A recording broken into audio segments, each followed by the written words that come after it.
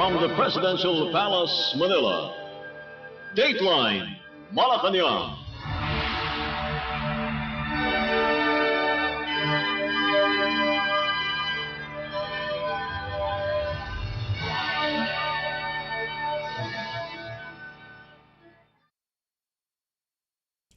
Good day, this is Dateline Malacañang and here are the news. As the country commemorates Araw ng Kagitingan or Day of Valor, Philippine President Ferdinand R. Marcos Jr. urged Filipinos to live out valor in their daily lives, encouraging them to do what is right, serve others, and make meaningful contributions to nation building. In his address, President Marcos said that the commemoration should go beyond memory, emphasizing the importance of heroism in everyday acts. The president recognized the sacrifices of Filipino soldiers who fought in World War II, particularly in Bataan and Corregidor.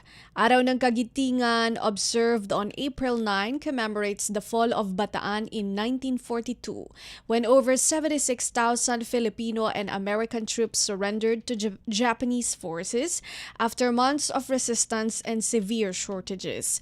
The incident marked the start of the Bataan Death March, during which prisoners of war were forced to trek approximately 140 kilometers to Camp O'Donnell, where countless died of hunger, exhaustion, and torture.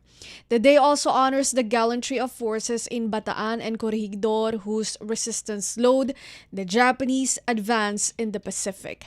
President Marcos said that the heritage of valor continues to guide Filipinos today. He said that despite new circumstances, the principles that characterize triumph remain constant: compassion, unity, and patriotism. The president has led the commemorative services at Bataan's Mount Samat National Shrine.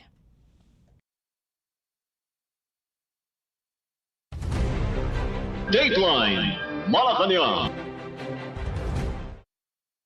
In other Dateline news, against the backdrop of continuous regional tensions, Philippine President Ferdinand R. Marcos Jr. is stepping up efforts to provide jobs, training, and business support to overseas Filipino workers or OFWs returning from the Middle East. Following a meeting with the PSAC's Education and Jobs Sector Group, President Marcos noted that the government's primary goal was the reintegration of displaced workers. The president said that the government is boosting skill training programs to assist returned workers in promptly re-entering the labor force. President Marcos said OFWs who want to start their own businesses will receive assistance, including access to funding. The campaign comes as thousands of OFWs have been deported or affected by disruptions caused by the Middle East crisis, which is home to a large number of Filipino migrant workers. The president explained that conversations with the private sector included long-term employment creation, as well as the integration of artificial intelligence or AI into the economic system. President Marcos emphasized the strong alignment of government and private sector initiatives to lessen the crisis impact. Dateline Malacañang. The Department of Migrant Workers, or DMW, rejected claims that around 40,000 overseas Filipino workers, or OFWs, are stranded in the Philippines due to a deployment ban. In a social media post, the DMW said there is no ban imposed for those bound for the Middle East, despite ongoing tensions in the region. Migrant Workers Secretary Hans Leo Kakdak told recruitment agencies in a meeting to address concerns involving Middle East-bound workers, those currently deployed, and those seeking repatriation. Secretary Kakdak assured that the government continues to allow deployment to the region under existing protocols, noting that alert levels issued by the Department of Foreign Affairs, or DFA, do not automatically translate to a blanket suspension. He said that the DMW is working with licensed Philippine recruitment agencies to monitor the situation on the ground, assist deployed workers, and address concerns of those scheduled for deployment or seeking repatriation. Recruitment agencies were instructed to intensify monitoring of their deployed workers and ensure immediate assistance, particularly in areas with heightened security risks. Amid the tensions in the Middle East, the DMW is enhancing its pre-departure orientation seminar to prepare OFWs for evolving security conditions in host countries. Meanwhile, voluntary repatriation for OFWs and their dependents who wish to return home continues to be implemented, with reintegration support as directed by Philippine President Ferdinand R. Marcos Jr. For returning workers seeking overseas employment anew, the DMW rolled out its creating alternative labor market initiative that aims to accelerate redeployment through expanded job opportunities in high-demand sectors. The initiative, which is being carried out in partnership with private recruitment agencies, includes virtual interviews, targeted job fairs, and faster job matching across labor markets in Asia Pacific, Europe, and North America. Dateline Malacañang. A total of 166 overseas Filipino workers or OFWs and their dependents from Kuwait departed early April 8 for Saudi Arabia and are expected to arrive in Manila at 11 a.m. today, Thursday, as part of the Philippine government's repatriation efforts for Filipinos affected by the Middle East crisis. In a social media post, Overseas Workers Welfare Administration (OWA) Chief Patricia Yvonne announced the arrival of the fifth batch of OFW repatriates from Kuwait. Migrant Workers Secretary Hans Leo Kakdak meanwhile said during a committee hearing at the House of Representatives Wednesday that the government is taking a whole-of-government approach to ensure the safe return and reintegration of OFWs in line with the Philippine President Ferdinand R. Marcos Jr.'s directive to protect the welfare of Filipino migrant workers. In total, Secretary Kakdak said the DMW has so far assisted 4,611 OFWs on commercial flights. Of the total, Secretary Kakdak said 2,870 are OFWs and 866 are dependents. Aside from financial support, the DMW has also provided over 21,000 services ranging from food packs to temporary on-site shelters to repatriated OFWs. OWA also provides post-arrival support, including airport reception, temporary accommodation, domestic transport, medical aid, financial assistance, and livelihood programs such as Balik Pinas, Balik Hanap Buhay, which provides up to 25,000 in seed capital. Meanwhile, the DMW has also stepped up reintegration efforts through initiatives such as the National Reintegration Network, or NRN Fair, held Monday, which serves as a one-stop hub for employment, trading, and financial assistance. Dateline Malacañang. The Commission on Filipinos Overseas, or CFO, is expanding its online services to support overseas-bound Filipinos struggling with rising travel costs and mobility constraints amid the ongoing global energy crisis. CFO Secretary Dante Clinkang II said starting April 13, the agency will be offering additional sessions and slots for its online pre-departure orientation seminar. He added that this would enable overseas-bound Filipinos to complete their mandatory pre-departure requirements safely and conveniently from home. Meanwhile, the agency's Peer Counseling Program, or PCP, catering to young immigrants aged 13 to 19, may now also be accessed online. The CFO highlighted the significance of PCP, which provides teenagers with an avenue to engage in guided discussions, receive emotional support, and learn from the real-life experiences of fellow young migrants and trained counselors. The Commission noted that overseas migration can be a challenging process, especially for younger Filipinos. It said that by moving programs online, CFO constituents can continue their preparations without compromising safety or accessibility. While the shift to digital platforms expand access, Ang said certain programs would remain in person due to the sensitive nature of the topics discussed. These include the guidance and counseling program for spouses, finances, or fiancés, and partners of foreign nationals, as well as the country familiarization seminar for Europe-bound au pair to effectively address personal concerns. For those preferring in-person attendance, CFO offices are open from 8 in the morning to 5 in the afternoon, Monday to Thursday, through a confirmed online appointment.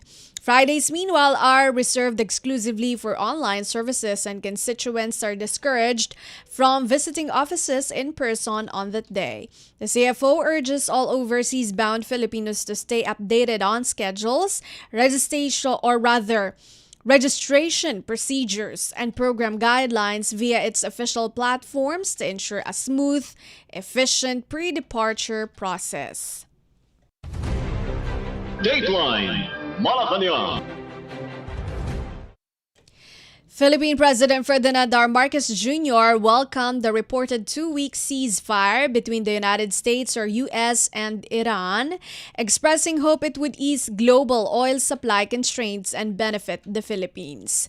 President Marcos said a possible reopening of the Strait of Hormuz, a critical oil shipping route, would help ensure a steady fuel supply and allow Filipino seafarers to resume operations. The president noted that thousands of Filipino seafarers have been affected by disruptions in the area. He added that the government will use the ceasefire window to boost fuel supply.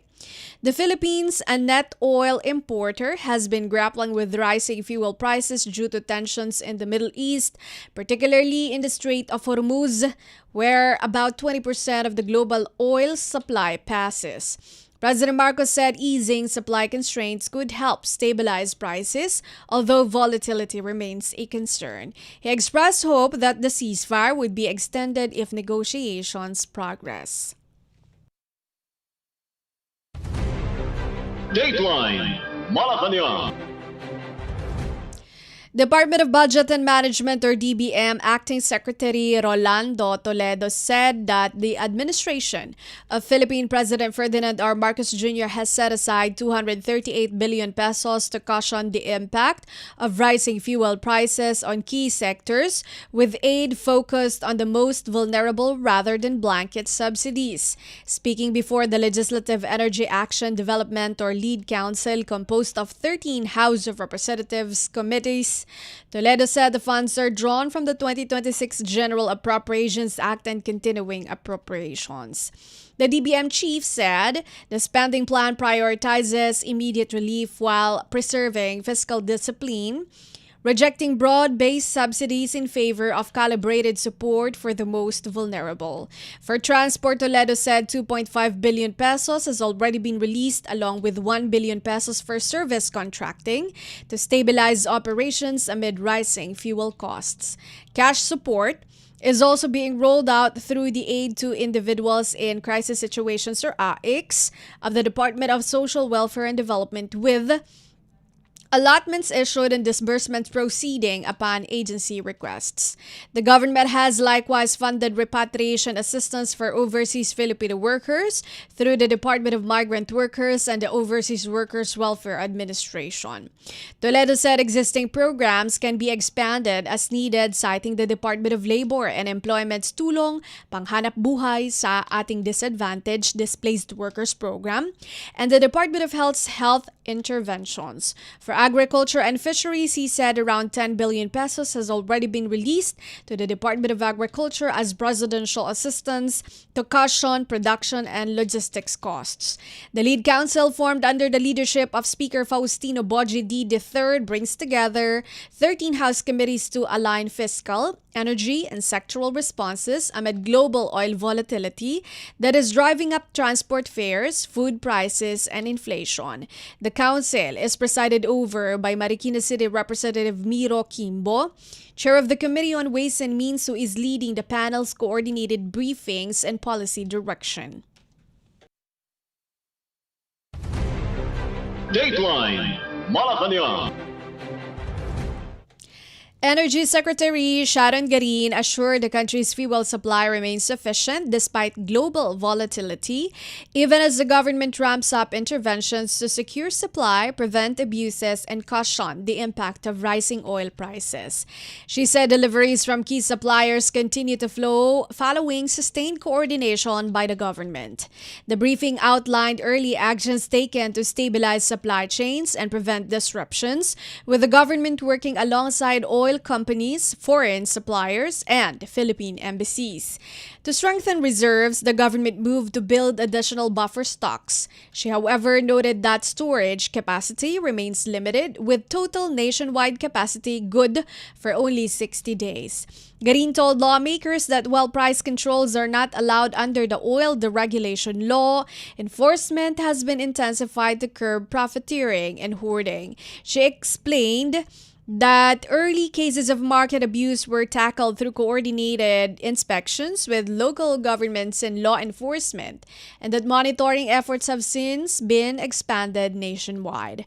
The DOE is also pursuing non-regulatory measures to ease consumer burdens, particularly in the transport sector. On electricity, she reported that government interventions help temper potential increases in generation costs. She added that 1,471 megawatts of renewable energy capacity are being fast-tracked to reduce dependence on volatile fuel sources. Garin emphasized that managing demand is now critical to extending supply and stabilizing the situation. She cited conservation efforts such as Earth Hour, which saved 145.5 megawatts in 1 hour, and said similar measures are being expanded across government agencies. Convened under the leadership of Speaker Faustino Boji III, the lead council consolidates ongoing multi-committee work into a central platform to craft a coordinated legislative response to the oil crisis and mitigate its impact on Filipino households. Dateline Malacañang. Around 95,000 delivery riders have so far received their 5,000 pesos fuel subsidy from the government, with the Department of Information and Communications Technology or DICT planning additional distributions for those who missed out. During the kapihan sa DICT in Quezon City, DICT Postal Regulation Division Director Carlos Murcia said there will be a 3-day fuel subsidy distribution for private express and or messengerial delivery service or PEMEDES riders in the National Capital Region from April 17 to 19. On the other hand, there will be another distribution outside Metro Manila from April 28 to 30. He said the venues and other details for these special payout events will be announced through the DICT and the Department of Social Welfare and Development or DSWD social media pages. DICT Secretary Henry Aguda said the fuel subsidy is meant to assist delivery riders whose earnings are directly affected by rising fuel prices amid the ongoing energy emergency. On the other hand, Aguda said a quick distribution of the fuel subsidy to PEMEDES riders was a direct result of the DICT's amnesty program in 2025 that allowed for the registration of more PEMEDES operators and riders. With an estimated 80% of PEMEDES operators and riders being unregistered in 2025, Aguda said the amnesty program has succeeded in registering virtually all riders except a select few who are not regulated by the DICT and the Department of Trade and Industry. Aside from fuel subsidies, Aguda highlighted the DICT's efforts in the expansion of mobile and broadband services throughout the country that would further improve the experience of delivery riders. In particular, Aguda said the vehicles of telecommunications repair teams are now exempted from the number coding scheme in Metro Manila to ensure the timely repair of mobile networks that these riders rely on. In addition, the DICT is in talks talks with other government agencies such as the Department of Energy on providing subsidies to PEMEDES operators, not just riders. Dateline Malacañang. In line with the directive of Philippine President Ferdinand R. Marcos Jr. to ensure the efficient distribution of cash relief assistance, or CRA, to public utility vehicle or PUV drivers in the time of crisis, the Department of Social Welfare and Development, or DSWD, held a virtual summit with various financial service providers, or FSPs, and electronic money institutions, or EMIs, for the planned shift to digital disbursement. Assistant Secretary Johannes Paulus Acuña, the DSWD's Chief Information Officer, or CIO, has underscored the critical challenge being faced by the department in ensuring that the cash assistance reaches the POV drivers quickly, safely, and efficiently. He said digital disbursement ensures efficient, transparent, and contactless delivery, supporting immediate bulk and on-demand payouts as the need arises. Acuña said transitioning to the digital disbursement method is one way of bringing the department's programs and services closer and more accessible to its intended beneficiaries. To achieve this, Acuña called on the FSPs to partner with the DSWD in accelerating the shift toward digital disbursement, especially in time for the second tranche of the CRA payouts, as every transaction made easier will benefit the PUV drivers. During the summit, the DSWD presented the documentary requirements for the planned digitalized payouts, such as a letter of intent, company profile, proof of an existing Land Bank of the Philippines or LBP account, and proof of registration with the Securities and Exchange Commission or SEC, among others. The DSWD also discussed the system requirements for digital banks and e-wallets, which include beneficiary verification, onboarding processes, and payment transparency reports. Despite the transition to digital platforms, the DSWD will still implement face-to-face or over-the-counter payouts whenever it is necessary. DSWD beneficiaries will choose their preferred banks or digital wallets from the list of partnered FSPs and EMIs. They will also exercise discretion on where to cash out their financial assistance. To ensure that all accounts and beneficiaries are legitimate and properly aligned, the DSWD directs the partnering banks and digital wallets to rigorously validate the registered individuals and their financial details. The FSPs and EMIs said that attended the meeting and expressed interest in strengthening the DSWD's initiative included the Bangko Sentral ng Pilipinas or BSP, Maya Philippines, G-Exchange Incorporated, Palawan Group of Companies, Universal Storefront Services Corporation or USSC, Pinamics Tech Incorporated, Vision Technology Incorporated, BPI Direct Banco Cebuana Luwilier Corporation, and GoTime Bank. The DSWD requires all interested FSPs and EMIs to submit their requirement electronically or submit physically copies to the Administrative Services Records and Archives Management Division at the DSWD Central Office Building, Quezon City. Applicants must submit these documents on or before 3 in the afternoon of April 15. Dateline Malacañang. The Department of Agriculture or DA is ramping up efforts to shield farmers from volatile global fertilizer prices, with Agriculture Secretary Francisco Chu Laurel Jr. joining over 100 rice farmers for a harvest festival showcasing a lower-cost fertilization protocol. The DA noted that the pilot program, which has rolled out across 10 hectares in Santa Rosa, comes as global oil and gas price swings continue to drive up the cost of urea, a critical nitrogen input for rice production. Chu Laurel said the initiative aligns with the directive of Philippine President Ferdinand R. Marcos Jr. to find innovative ways to boost farmers' income and slash production costs. Under the new protocol, farmers supply ammonium sulfate during seed bed preparation, followed by high nitrogen 2100 fertilizer within the first 2 weeks to support early vegetative growth. Between days 18 and 25, the fertilization Shifts to balanced liquid formulations such as 16-16-8 or 14-14-14 to strengthen root development. Later in the crop cycle, potassium-rich inputs are used for top dressing to enhance grain filling and plant resilience. A key feature of the approach is the integration of homemade fish amino acid applied up to 12 times from transplanting until just before harvest. This organic supplement provides an alternative nitrogen source, improves nutrient absorption, and promotes healthier soil microbial activity. Chulodal emphasized that combining targeted chemical inputs with organic supplements can reduce dependence on urea without sacrificing yields. The closure of the Strait of Hormuz has recently pushed up prices of fossil fuel-based fertilizers, squeezing farm incomes and contributing to higher food prices. Dateline Malacañang. Finally, for Dateline Malacañang, the Philippine National Police has stepped up its monitoring to apprehend fixers exploiting the distribution of government cash assistance amid a present challenge relating to energy supply. In a statement, PNP Chief General Jose Melencio Nartates warned that the PNP will be relentless in pursuing these individuals who take advantage of vulnerable families.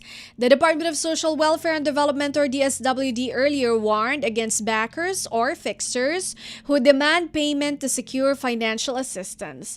The agency stressed that all of its services are free of charge. It also urged the public not to believe scam messages asking for contact numbers in exchange for supposed government cash assistance.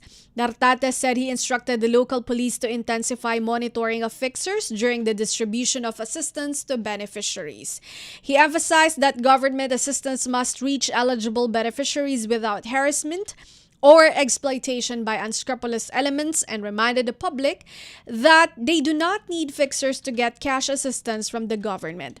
He also urged beneficiaries to immediately report any individual demanding payment to facilitate ayuda and called on the public to be cautious and discerning amid these challenging times to avoid falling for these scams.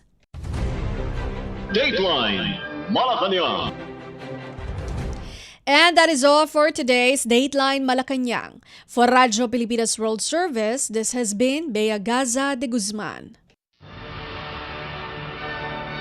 From the Presidential Palace, Manila, Dateline Malacañang.